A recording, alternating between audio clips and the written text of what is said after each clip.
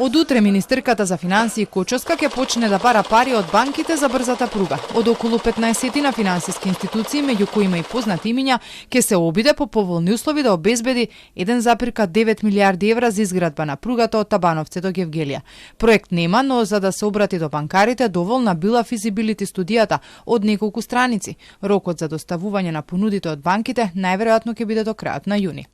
Мислам дека некаде до 30 јуни ќе треба да се достават понудите, но сочекајте да го пуштиме писмото и ќе информираме до кога точно ќе го ставиме крајниот рок за да ги добиеме понудите. Во однос на тоа како повлекувањето на парите ќе влијаат на јавниот долг, досега неколку пати беше потенцирано дека ќе остане на одржливо ниво. Министерката Кочовска тврди, кога ќе се повлечат средствата, тие ќе бидат вкалкулирани во долгот, но паралелно течат исплатите на стари обврски. Долгот го регистрираме во моментот кога повлекуваме од кредитот. Како ќе плаќаме и како ќе оди реализација и имплементација, така ќе имаме зголемување на јавниот долг. Но во исто време не значи дека ќе имаме зголемување, затоа што од друга страна пак имаме редовни годишни отплати, па имаме и намалување на долгот.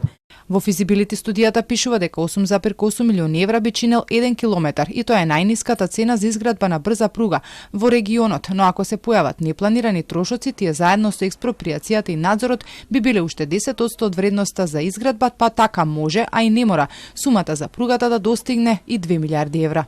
Инаку британската фирма Fenwick Elliott е избрана да биде консултанта кој има потреба за проектите кои ќе бидат финансирани со посредство на Обединетото кралство.